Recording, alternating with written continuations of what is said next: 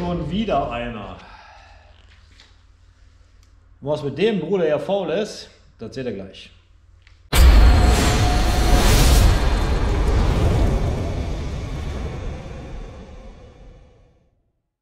Hey Hochgemeinde Rock'n'Roll. So, wie schon im Thumbnail zu sehen war, haben wir wahrscheinlich hier wieder ein, nennen wir es mal, ein wiederkehrendes Problem bei einem Motor oder einer Motorbaureihe der Firma mit den 3 Buchstaben.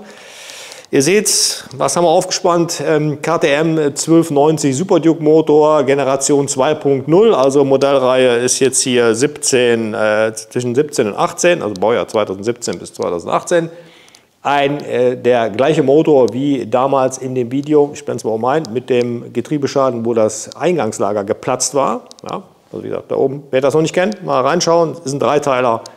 Ich glaube, für den einen oder anderen auch sehr interessant. So, hier hat uns der Kunde, wahrscheinlich auch durch das Video, was er halt auch gesehen hat, angeschrieben und sagt, guck mal, das haben wir beim Ölwechsel gefunden, beziehungsweise mein KTM-Händler hat das gefunden.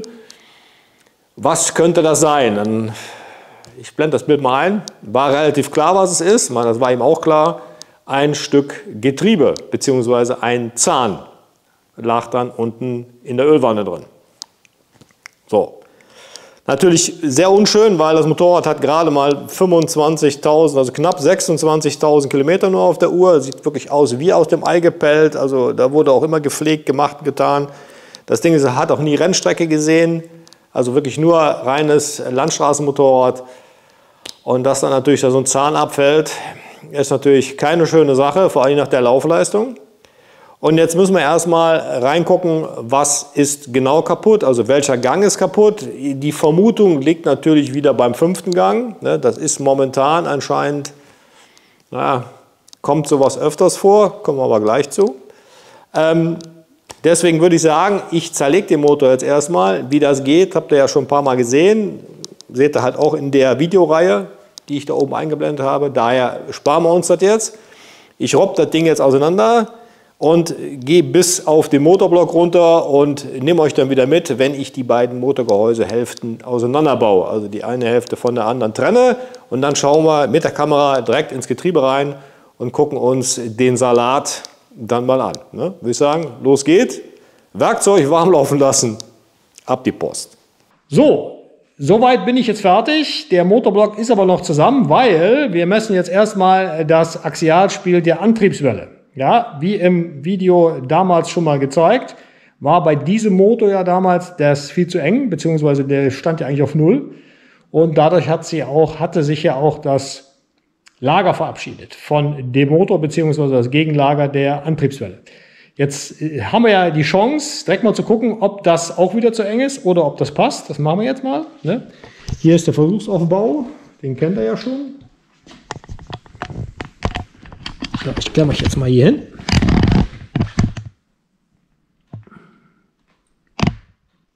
So.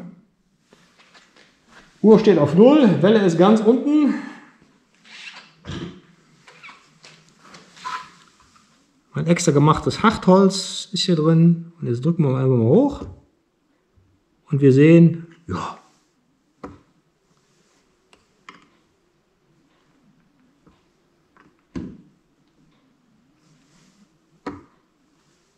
Ja, ne? Passt. Zehntel haben wir ungefähr.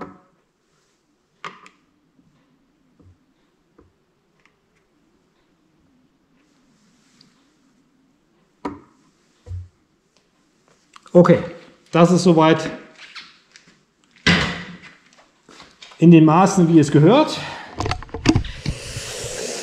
Und jetzt machen wir das Ding auseinander. Ich habe übrigens schon was gefunden, es ist schon was rausgepurzelt. Und das ist, sieht so aus. Ja. Also der Kunde hat schon einen Zahn zu Hause, jetzt hier liegen ja auch schon mal 3 Stück. Da sind wir mal gespannt. Ich habe das Gehäuse schon angelöst.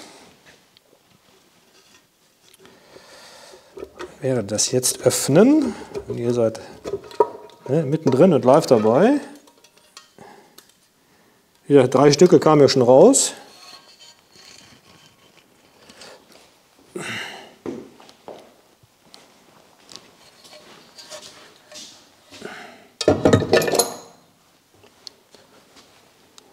Hier liegen auch schon ein paar kleine Brocken drin.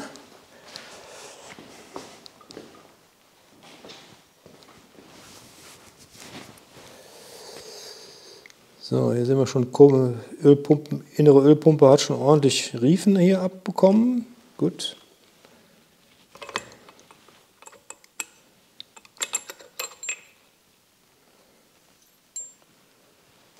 Die Schaltgabeln raus.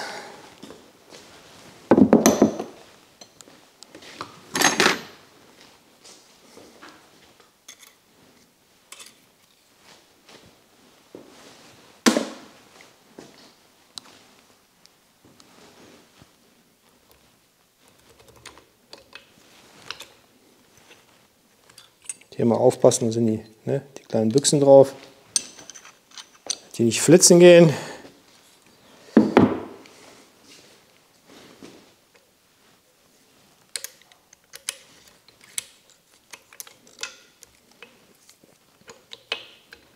So, schon die Schaltwalze raus.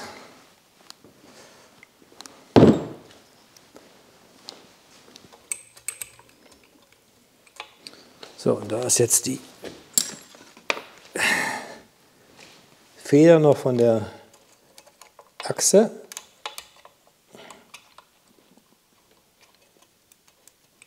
Komm raus.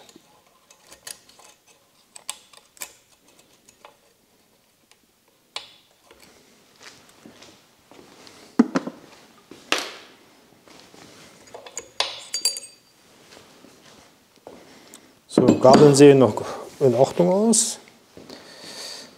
Nehmen wir direkt hier noch das Ölspritzrohr raus hier, das Verteilungsrohr.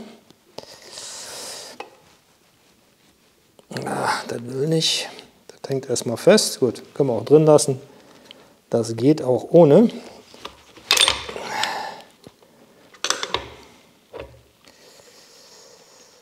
So.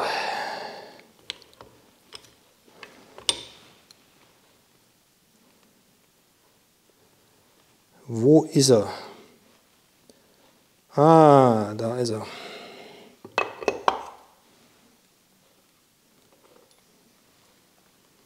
Ups. Ein Zahn.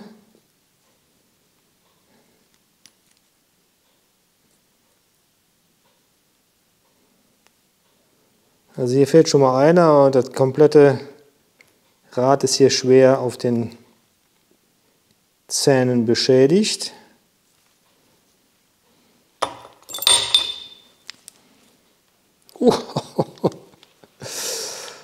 Und da ist der Rest, beziehungsweise nicht mehr der Rest. Ja, das Losrad hat es dann richtig erwischt. 5. Gang, wie schon vermutet, ja, Losrad komplett rasiert und Festrad nur ein Zahn abgerissen. Okay. Ja, aber natürlich auch komplett Kernschrott.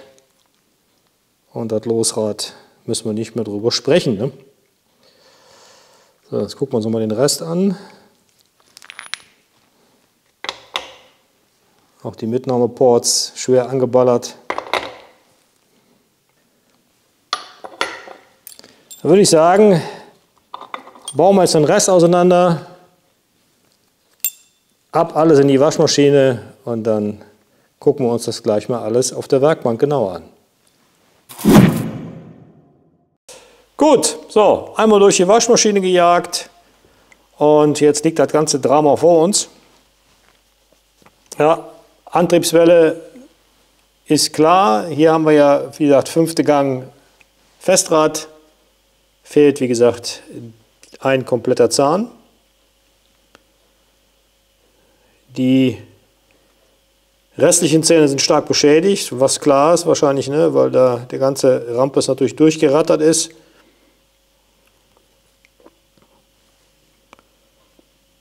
Auch die Mitnahmeports sind beschädigt. Das Getrieberad, was daneben sitzt, wo halt die Mitnahmeports eingreifen, hat auch hier starke Macken drin. Das müssen wir also auf jeden Fall auch erneuern. Das können wir so nicht lassen. Die restlichen Zahnräder sind eigentlich unbeschädigt.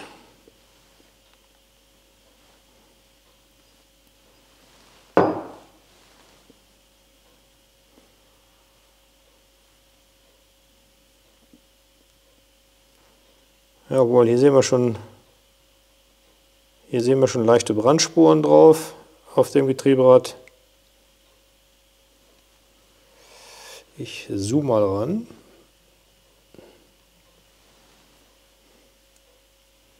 Ja, hier kann man schon den ersten Ansatz für Pitting sehen.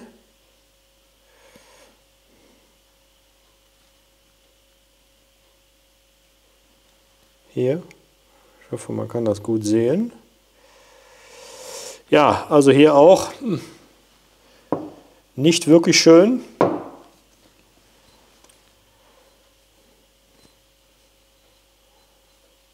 Das geht auch noch, da ist auch nichts dran.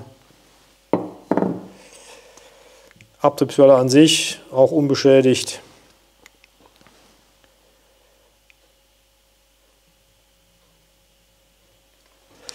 So, kommen wir zur gegenüberliegenden Seite der Antriebswelle. Hier sind eigentlich die Zahnräder rechts von mir, links von euch, noch relativ gut oder in gutem Zustand. Also da gibt es keine großartigen Brandspuren an den Flanken und so weiter und so fort. Beim dritten Gang, vierte Gang Schieberad dachte ich eigentlich auch, ach guck, ne, das ist ja noch relativ in Ordnung, noch gut in Schuss. Obwohl es hier direkt neben dem zerstörten Zahnrad läuft, aber dann doch zum Schluss haben wir gesehen, hier sind Macken drin, ne, Brandspuren hier innen auf den Flanken.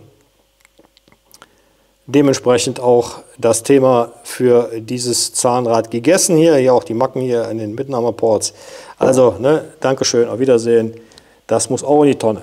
So, dann ne, unser Hauptgewinner mit minus 5 Zähnen, 1, 2, 3, 4, 5, obwohl, naja gut, das ist noch ein halber, machen wir mal 4,5, komplett abrasiert und auch hier die anderen Flanken, wenn man hier reinguckt, starkes oder beginnendes Pitting bzw. Brandspuren hier. Also wären sie nicht abgerissen, dann hätten sie mit Sicherheit bald hier Löcher auf den Flächen gehabt, wie halt bei dem Fahrzeug mit dem Getriebeschaden wegen dem Kugellager. Ja, großes Fragezeichen. Ich hatte jetzt 14 Tage bevor ich diesen Motor hier zerlegt hatte, mit einem Händlerkollegen gesprochen und hat ihm erzählt, dass ich hier gerade so einen Motor auf dem Bock habe, den ich zerlegen möchte, wegen einem wahrscheinlich anliegenden Getriebeschaden. Und er sagte, oh, habe ich auch einen da? Ich habe den schon zerlegt. Ich schicke dir mal Bilder. So, die sahen dann so aus. Ja, und nein, das ist nicht der gleiche Motor. Aber der Schaden ist fast 1:1 identisch. Ja, auch 5. Gang komplett rasiert. Ja, also das könnten Brüder sein. Brüder im Geiste, Brüder im Schrott. Wie auch immer. Ein Drama. So. Jetzt ist die große Frage, wie kommt sowas? Der eine Motor, den wir letztens gemacht haben, weit über 50.000 gelaufen, noch alle Zähne dran, aber halt da das Kugellager abgerissen oder beziehungsweise das Kugellager geplatzt. Dadurch hat die Welle ja getaumelt und hat dann das Motorgehäuse leicht beschädigt. Aber das Getriebe an sich war noch komplett und es waren noch alle Zähne dran. Gleiches Modelljahr, 17, 18, 2.0. Hier knapp 26.000 gelaufen, 6 Zähne abrasiert, alle Lager drin, Axialspiel war korrekt, war richtig eingestellt. Der Motor vom Kollegen, mit den Bildern, die ihr gerade gesehen habt, hatte erst knappe 6.000 gelaufen, also 5.000 und ein paar kaputte. Und dann fragt man sich schon, wie kann sowas kommen in so verschiedenen Laufleistungen mit so verschiedenen Schadensbildern? Und das ist jetzt natürlich interessant zu hinterfragen. Es gibt Aussagen, die wir gehört haben, dass eben halt bei diesen Getrieberädern diese Abrisse kommen wegen einer zu hohen Randschichthärtung. Ja, das würde Sinn machen, ne? Wenn man das Ding natürlich zu stark oder überhärtet, dann wird es ja, zu hart, zu spröde und dann reißen die Dinger natürlich ab. Da hätte aber auch bei dem Motor, der weit über 50.000 runter hat, das schon längst hätte passieren müssen. Vor allen Dingen, wo dann halt auch die Welle hin und her getaumelt ist. Ne? Warum waren da noch alle Zähne dran, fragt man sich. So, jetzt könnte man sagen, ja, war eine andere Charge, wie auch immer. Wir wissen es nicht. Heißt, jetzt muss man erstmal überlegen, was machen wir hier, weil das Getriebe ist eigentlich schon, ja, 3/4 eigentlich Kernschrott. Oder auf jeden Fall nicht mehr zu benutzen. Und ja, jetzt müssen wir mal schauen, wie wir mit dieser Geschichte jetzt hier weiterkommen und wie wir dem Kunden da jetzt das Motorrad wieder auf die Straße bringen. So, jetzt ist guter Rat teuer, vor allen Dingen teuer, weil die Getrieberäder, die jetzt hier liegen und defekt sind, die auf jeden Fall erneuert werden müssen, neu zu kaufen, sind wir schon locker bei 600, 700 €, weil alleine ein Getrieberad liegt schon bei weit über 100 €. Das Schieberad 3., 4. Gang ist wesentlich teurer und alles zusammengerechnet mit neuen Sicherungsringen, neuen Nadellagern, schweres Wort, und so weiter und so fort, wird hier ein richtiger, ja, wird die Kasse richtig ganz weit aufgemacht, das Portemonnaie. KTM hat ja den Getriebehersteller gewechselt, hatte ich ja schon in dem letzten Video gezeigt von dem Super Duke Motor. Die Getriebeteile kommen jetzt alle von der Firma Pankel. Hat seine Gründe wahrscheinlich. Daher, ich hatte die Teile ja auch mal in die Kamera gehalten, gegenüber, ne? Also die alte Antriebswelle gegen die neue, und da seht ihr schon, da ist ein ganz anderes Finish. Ne? Auch die Getrieberäder vom Allerfeinsten. Da würde ich schon fast sagen, da kauft man am besten alles neu. Wenn es denn alles von Pankel kommt, das wäre natürlich wunderschön, dann hat man auch Ruhe, aber dann reden wir natürlich von Preisen von weit über 15, 16, 1700 €. Wahrscheinlich die ganze, ja, das ganze Zeug, was hier liegt, inklusive der Wellen. Das muss man natürlich jetzt erst mit dem Kunden abklären. Das kann ich so nie entscheiden. Gebrauchtes Getriebe zu kaufen, was angeblich noch ganz ist, bei eBay von irgendeinem Schlacht- oder Unfallfahrzeug, ich weiß es nicht, ne? Weil ihr baut euch natürlich den gleichen Rampes wieder rein, den ihr schon drin hattet. Ne? Und dann kann man wahrscheinlich die Uhr anstellen und nach kurzer Zeit haben wir wieder, ne, das hier. Wichtig in dem Zusammenhang, jetzt seid ihr wieder gefragt, ich brauche natürlich Input von euch. Alle Super Duke-Fahrer, die ähnliche Modelle haben, also gerade so Modell 2.0 ist jetzt bei mir aufgefallen. Ne? Der letzte, der hier und der vom Kollegen, das war auch eine 2.0. Habt ihr da auch Probleme mit? Hattet ihr schon mal Probleme? Hattet ihr schon mal einen Getriebeschaden? Oder habt ihr gar keine Probleme? Fahrt ihr schon seit 100.000 Kilometern mit dem Motorrad einwandfrei, ohne dass irgendwas dran war? Bitte mal zack unten in die Kommentare. Ganz wichtig, wir brauchen natürlich nicht nur Leute, die sagen, was ein Schrott, wir brauchen ja auch Leute, die sagen, ich habe kein Problem, läuft wunderbar, ich mache einen Ölwechsel, da ist nichts drin und auch kein Stück Zahn oder ähnliches. Ne? Daher wäre das schön, wenn ihr mal da unter dieses Video dann drunter kommentiert oder mich anschreibt per E-Mail oder wenn ihr einen Schaden hattet, auch gerne Bilder schicken. Ihr kennt das Spiel, ne? Bei der 97 haben wir das ja ähnlich gemacht. Die Sache rauszukriegen, warum sowas passiert, brennt mir natürlich auf den Fingern, ne? Oder unter den Nägeln, wie man so schön sagt. Da wäre wieder ein Gutachten eine schöne Sache bei der Firma RESV, ne? Beim lieben Marc Rappen. Aber ihr wisst, das ist alles schweineteuer. Vielleicht können wir ja wieder eine Community-Sache draus machen, wenn ihr da Bock drauf habt, natürlich nur. Ich werde aber zur gegebenen Zeit noch eine Abstimmung in den Community-Tab reinsetzen, um mal zu fragen, ob wir mal sowas machen sollen oder nicht. Ne? Dann könnte man, ne, einen Topf aufmachen, jeder kann 5 € reinwerfen und wenn wir dann den Pegel erreicht haben, dass wir das Gutachten starten können, können wir das mal machen. Ne? Kaputte Getrieberäder haben wir ja genug. So ist das nicht. Gut, da würde ich sagen, sind wir jetzt am Ende. Abonnieren muss ich keinem erklären, ihr wisst, wie das geht. Und jetzt noch einen schönen Gruß an den lieben Jürgen. Der hatte nämlich letzte Woche seine 99 Supermoto R abgeholt, die ihr letzte Mal im Video gesehen habt, wo wir den Motor eingebaut haben. Er hat mir ein lecker Bierchen aus seiner Heimat mitgebracht. Ja, aus Amberg, Hausbier. Prost, Jürgen.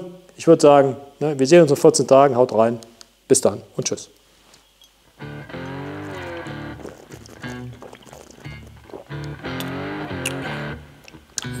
Nicht schlecht. Ne? Wir sehen uns.